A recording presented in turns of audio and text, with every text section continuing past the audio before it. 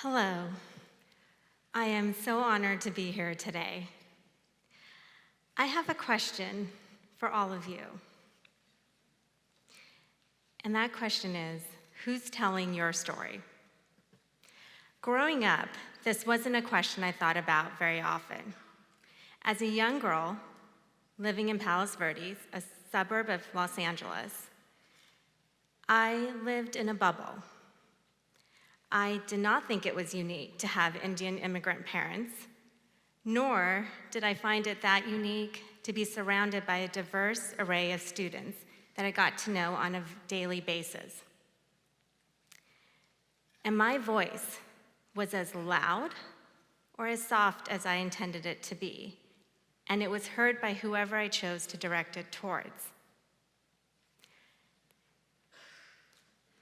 And I was never that immigrant child that I think a lot of immigrants, children of immigrants, feel about being too American or too Indian.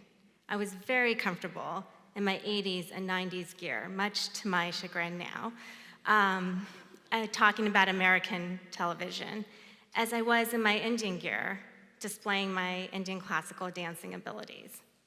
But as I grew older, and I left this very safe bubble, I experienced a change. I came to see that the diverse group of people I grew up with and the voices I got to exchange ideas, stories, and thoughts with were not the norm. And as I grew older and I joined the workforce, working as a management consultant on Wall Street, and then eventually at a very large media entertainment firm or studio in Los Angeles.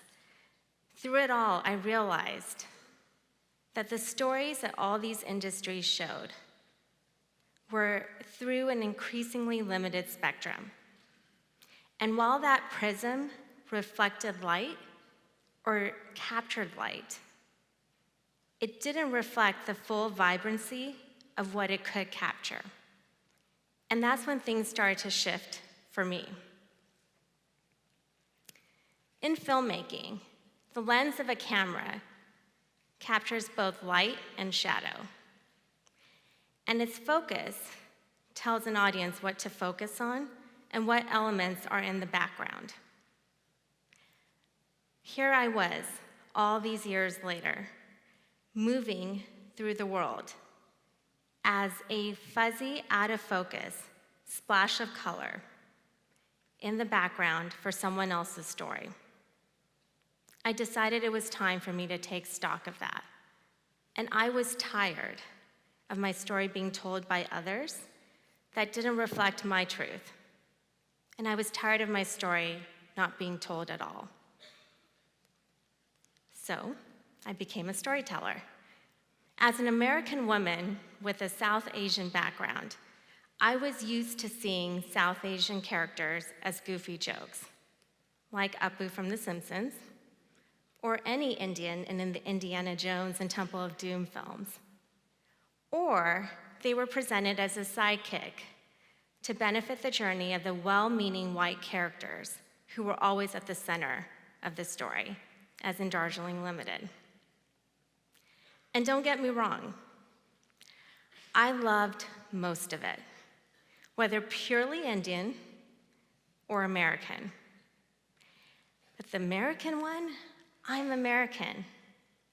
And while I love the stories of Rachel and Ross and Carrie, Samantha, and crew, I couldn't help but notice, where's my American story? If these stories can resonate with me and help me identify cultural signifiers, then why shouldn't others get to hear stories about me? Maybe our American experiences can also resonate with others. Let's see in practice what a shift in focus can do and why this is important. This next example is a valid and artistically masterful take on a very American experience set in the 1970s. And it's one that's familiar to most audiences around the world, whether you've seen these films or not. There is an ease and facility to all of this because you've seen versions of this and variations of this over and over and over. And it is an angle and a focus whose light emits colors that have become so normal to all of us that we barely even notice them. Now I'm going to show you another example that's also a comedy set in the 1970s, and it is an American experience as well. This is a unique American experience, and it stands out. Why? Well, besides the fact that you get to see Napoleon Dynamite himself on the screen, it is primarily a very brown cast of characters, starring Danny Pudi and Rizwan Manji, including many others. And this is something that audiences do not see, at least not with any regular frequency, and not in American filmmaking or casting.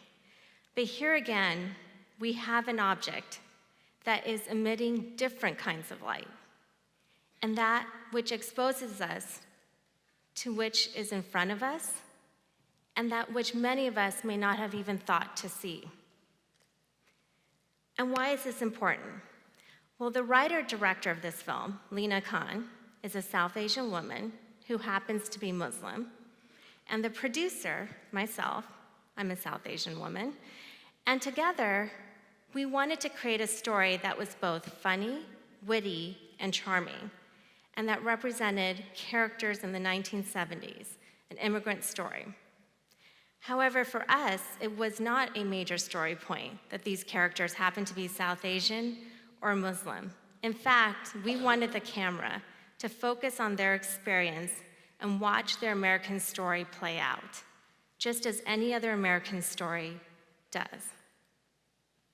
We need to find greater angles by which to view our world, and we need to reflect more color so we better know the truths that reflect us all. And by normalizing an expanded vision, we can see and understand more. After all, if you don't know my story exists, how can you refocus your vision to see me or others like me? All human beings are storytellers since the dawn of time.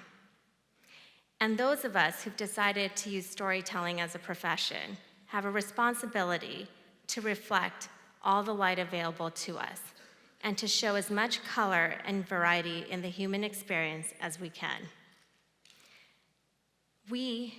This is true of whatever our chosen media may be, and it can be geared towards any age. Whoops. Here's a property I co-created called Super Amazing Princess Heroes.